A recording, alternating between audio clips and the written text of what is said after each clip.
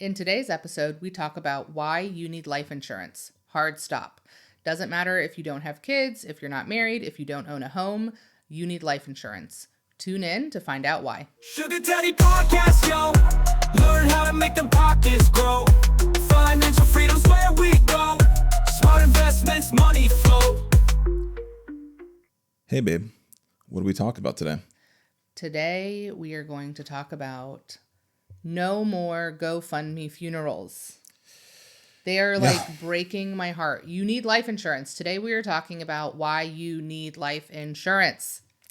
Yeah, unfortunately, it hits home for so many people, and it hits home for us. We know people who unfortunately have had, family members pass away that didn't have life insurance, and then, like she said, ends up being a GoFundMe in order to simply bury them. And then on top of that, you're not even thinking about the ongoing finances that the remaining family members, may have. Unfortunately, someone that was a close friend of my brother's passed away unexpectedly, and wasn't even 39 years old yet, and is married with a wife and kid, and unfortunately doesn't have any life insurance. And there's currently a GoFundMe to help out with the expenses. And unfortunately, he left behind now a widow and a 4-year-old. And this particular person had a PhD, was highly educated, worked in the university system. Yeah, it's not due to a lack of intelligence, because I would say he's always been a very intelligent person. And this is often with a lot of people. I've always said before that financial literacy doesn't necessarily correlate with your, intelligence in other areas. I would say all my clients are extremely intelligent people, and some of them even more intelligent than myself in, many areas. Yeah. And it doesn't necessarily mean that they understand, doesn't mean that you necessarily understand your finances and things that you need to do from a preparation standpoint when it comes to, we refer to this as risk mitigation, but it's basically putting protection in place in case you aren't there, that you'll have some type of money coming in to help your family. Well, and I think if we start from the very basics, right? Let's say you don't have a house, you don't have a family, you don't have a partner, you don't have kids, you will still need to be buried. Hard stop. Whether you have a big lavish funeral or not, something will need to happen to dispose of your body. And that alone is going to push $10,000. That's without a casket. Yeah. I think a lot of people don't realize how much a basic funeral is, and that's where it starts. But one of the reasons that I always push for individuals to get a life insurance policy as soon as possible is because there's also, you have to pay for it. You have to be able to pay for the life insurance policy. And the sooner you get it, the younger you are, the less it costs. Mm-hmm. So if you are somebody that's fresh out of college, so you're 22 years old and you're like, what do I need a life insurance policy for? It's going to cost you like 17 cents. You might not need, for the traditional reason that you think of a life insurance policy, like you're not married, you don't have kids. Yeah, you don't need it for those reasons, but do you plan on having those one day? There's going to be reasons in the future, and you're getting it now while you're healthy, and it costs less. Because when it comes to life insurance, these are the factors that come into play determining how much it costs for you to have life insurance. Number one, your age. Well, actually, number one is your health. I apologize. Number one is your health. Normally, the younger you are, the healthier you are. We understand that there are exceptions, so we're talking about best case scenario You're young, you're healthy. And I'm also talking about, you could be a healthy person. You just have things that come with age. Right. They're going to happen. Mm-hmm. So normally it's easier. The younger you are, normally the healthier you are. Second is age. Life insurance pricing is based off of your probability of dying. You have a significantly lower probability of dying when you're younger. So you pay less as compared to if you get a policy when you're older, your probability of dying is increased because you are now, say, in your 40s instead of in your 20s. Mm-hmm. So it's going to cost you more. Even if you have the same health rating, even if you are literally just as healthy as you are at 40 years old as you were at 20 years old, it's going to cost you more because you are 20 years older and a higher probability of dying. Mm-hmm. All right. I mean, we've said this on numerous episodes, but I, in particular, am so glad that we got our insurance policies when we did, because we put those in place. Then I had my thyroid removed. I have some chronic inflammatory things with my back. I've had 2 C-sections. I've now had a shoulder surgery.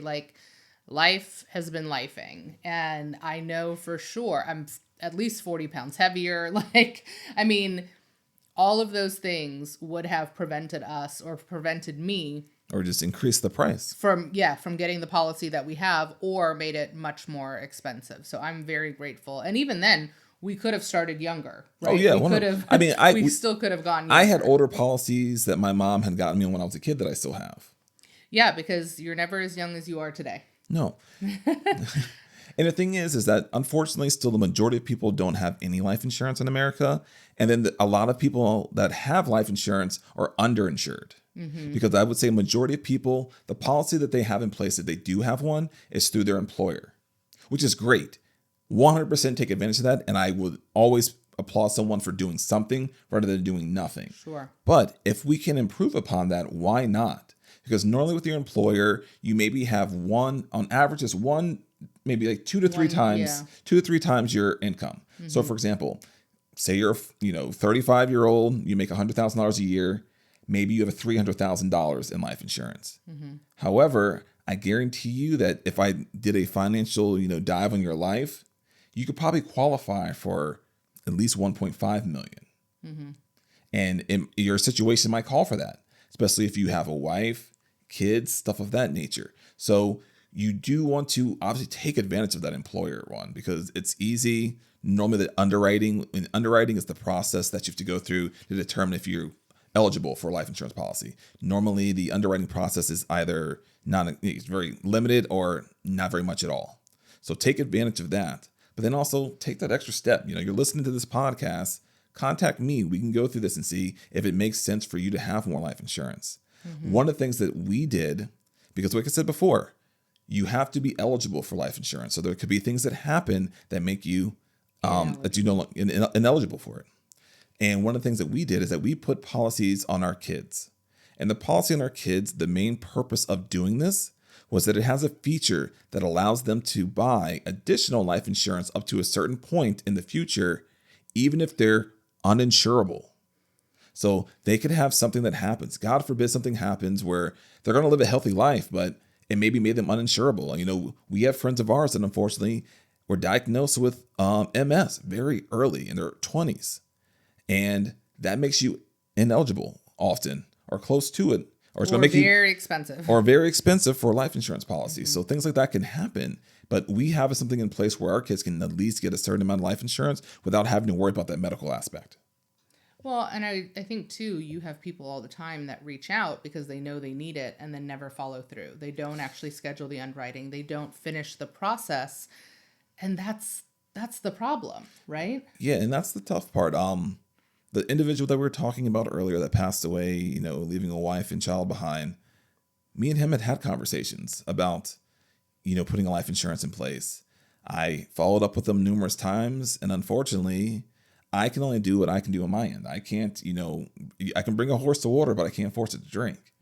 And so unfortunately, we never got a policy put in place. But that just, Jess knows for me, this is something that I have these conversations with all of our friends because I never want to have something happen to one of our friends and I didn't have the conversation with them. Where we have a friend that passes away and they don't have any life insurance. And it's for me, I'm this is what I do for a living. How could I not have had this conversation with them? Yeah, but it's so crazy too, because I've literally had family members text to say, hey, do you know somebody who can do life insurance? Do you know somebody who can do disability insurance? And I'm like, yes, Brandon. Brandon does that. He does it every single day. Even if you're not ready for financial planning, even if you don't want to do debt reduction, you can go to Brandon for insurance policies, lots of different insurance vehicles. And also, if you're all of our friends, if they're listening and they know this, because this is true, and any new friends that come to our life, I have that conversation.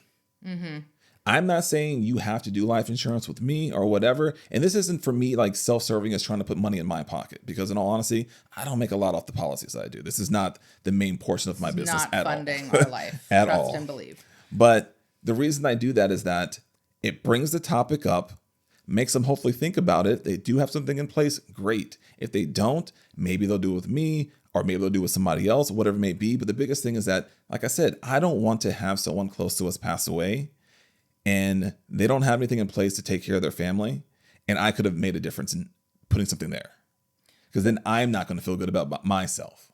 Well, and I think too, the big thing is yes, you don't want to pass away and then be a burden in some way on your family, right? Which is, man, we should be grieving you, but now we're having to raise money so that we can bury you properly. That's step one, right? We have to bury you. But then the second part is living expenses, right? Like, what if you were the breadwinner? What if you were the person bringing in the bulk of the income in a family situation? Life insurance is there to cover the expenses that your income would have normally covered. So you're thinking about your mortgage, your car payments, your light bill, your water, your school tuition, all the things that you pay for every single day. That is what insurance is in place for. And I'll be honest, I'm so grateful because, we had this person recently pass away, and I had a former colleague unexpectedly pass away. This is it's starting to happen more and more for a variety of reasons. And what I'm really grateful for is that I know I wouldn't need a GoFundMe, right? If Brandon passed away, if I passed away, but also I'm most grateful for the fact that I know if something happened to Brandon, I would be able to step away and take the time to grieve, to take care of our children, to spend time in therapy, to spend time crying my eyes out without getting out of bed. Whatever I need to do, it's not going to be setting up a GoFundMe and worrying about where our food is coming from. It's not going to be worrying about how we're going to pay the bills. And that's the kind of comfort and security that I want other people to have, because that's really what it's about. It's about covering those daily expenses for X amount of time.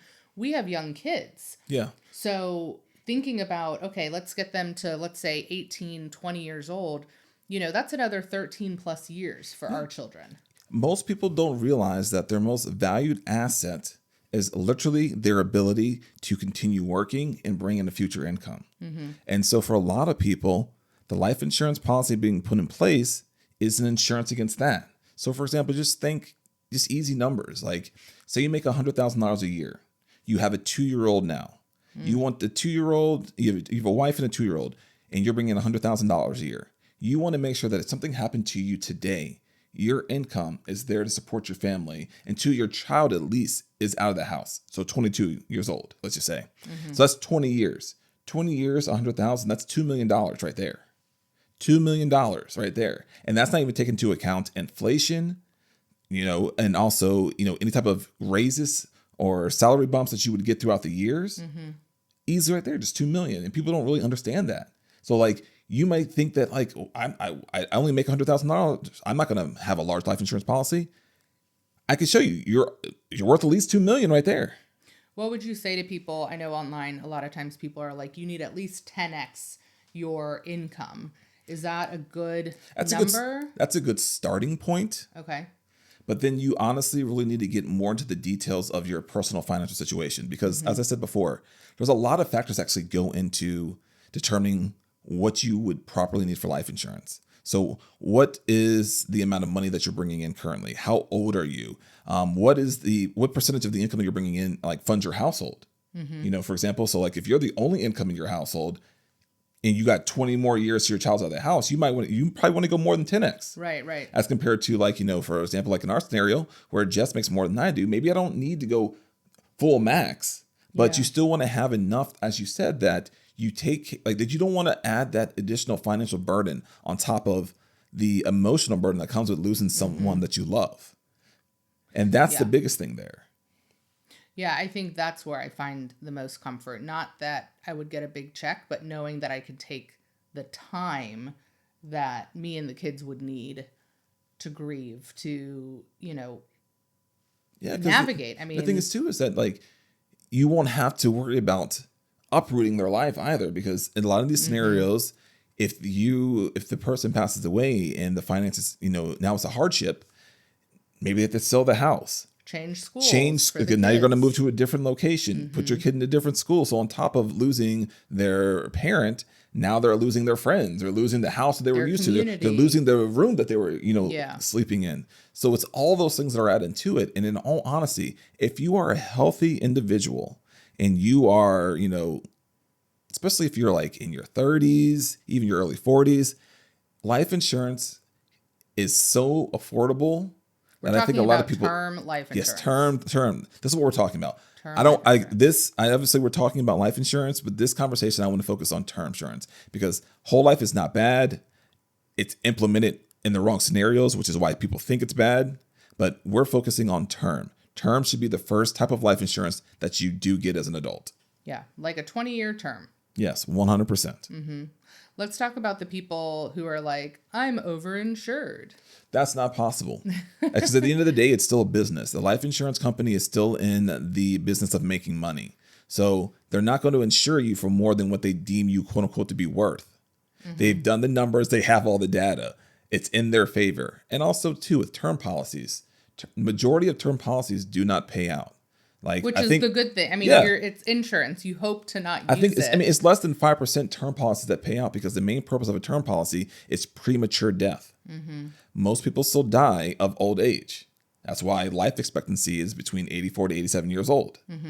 These policies, a term policy is put in place if something happens to you and you die before that time period. And they're there to help take care of your family because the money that you were bringing in is no longer there. Yeah. Can we talk about for a second beneficiaries and making sure that your beneficiaries are up to date and that minor children should not be your beneficiaries? Yes. One, always on maybe an annual basis, double check your beneficiaries on your life insurance policy, but also just check your beneficiaries on everything to make sure that they're up to date. Reason being is that we're in the season where, we have friends that are getting married, friends that are getting divorced, all the above. And the last thing you want to do is have something happen to you and the beneficiary in your policy is incorrect because you never updated it. Where you were married before, got divorced, and you meant to change your beneficiary to your new wife, and you didn't do that, and it's still your ex-wife. And legally, there's literally nothing I can do about that. I just saw a post. I've had about scenarios. that. I've heard of scenarios having that happen. Yeah. That's a moral dilemma. We'll have to do a separate episode on what would you do, or But Yeah. also on top of that, you shouldn't name a minor as a beneficiary directly. why? Reason being is that it would be then it would go through probate, and it's a legal process in order for them to get the money because the money can't go straight to them. So who do you name as the beneficiary if you want it to go to your minor children? So what I would honestly recommend doing, especially if you have children, this is part of the whole financial planning, is that you also need to have a will. So within your will, you can also dictate who would get your children in the event of something happening to the both of you. We have an entire episode on that, estate planning and coverage for your children. And within Guardianship. within a will, you also do have normally a testamentary trust. Okay. And you can name the trust within the will as a beneficiary. And with the trust would dictate in the language of the trust how the money would be handled in regards to who's going to handle it and all the rules that you want to, whatever rules you want to put around it in regards to the money. But that's what I would name as the beneficiary. So to make it easy, the way that we have our setup is that Jess and I are the primary beneficiaries of each one of our policies. All right. Now, you also have the ability to name a secondary/contingent beneficiary. So if something happened to both of us at the same time, what would happen to our money? As the secondary beneficiary on both of our policies, we have our trust named. And our trust is dictating how the money would be used to raise our children, and also has within our will tells who will get our kids and also who would be in charge of divvying out that money to make sure that it's used wisely. And just as an aside, the people who you would maybe designate as guardians of your children do not also have to be the guardians of the money. Correct. So you can't name you can't name somebody else that maybe it's just really, so you have somebody in your life that's really good with money, but obviously they maybe not be good with raising your kids. They could be the person that helps out with that. You can also or name vice versa. Yeah. You can also name financial institutions. Yeah. So there are options. I know this episode is supposed to be about life insurance, but coming back to do not name the minor as the beneficiary. Put other processes in place to ensure that that money goes and operates the way you would want it to. so that, that teenager doesn't blow through your life insurance because they think that they need, new sneakers and new outfits and things that aren't going to matter 5 years from now. So, I think really we don't want to beat the dead horse, but there's just been too many examples this year alone of people not having proper protections in place. And again, you hope to never use your insurance, just like you hope to not use your homeowner's insurance or your car insurance. I hate paying or our post-nup or a prenup, right? I hate seeing the money come out. I don't hate it, but like seeing the money. It's not fun. Yeah, it's not fun. Yeah. But that's also part of being an adult. You got to be an adult about certain things. And in all honesty, like I might sound mean or whatever, but like if you are married and especially if you have kids and you don't have these protections in place, you're not being responsible. You're not. You're not loving your family. You're not. Like the last thing that I would want Jess to have to deal with if I passed away is also having financial hardship because of this also. Yeah. Well, and vice versa. Yeah. For all the reasons we just mentioned. So reach out if you need life insurance, if you have questions about life insurance. Obviously get what you can through your employer. If you're not utilizing that, when open enrollment comes up, make sure that you're signing up for that. And then there's other insurances as well. I know you're really big, for example, on disability insurance because you're actually much more likely to become permanently disabled. Not even permanently disabled, to experience some sort of disability that prevents you from working for a certain period of time. Right.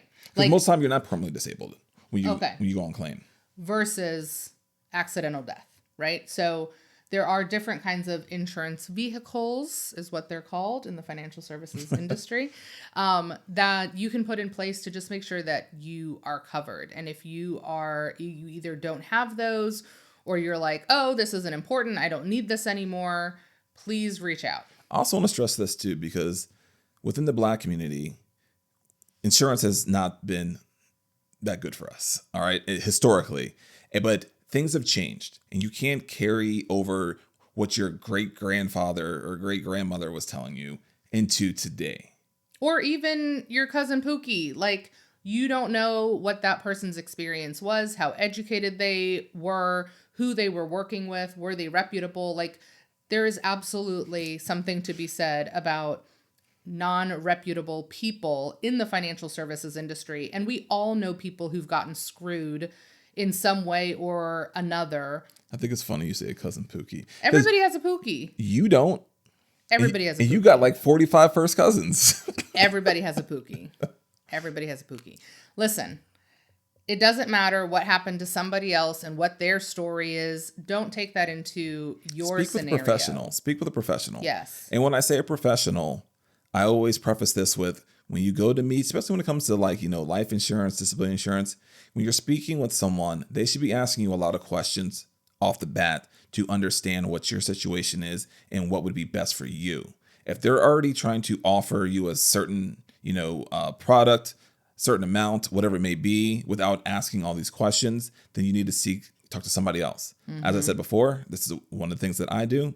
Feel free to reach out to me, but there's a lot of other people out there that do this the right way also. Yeah.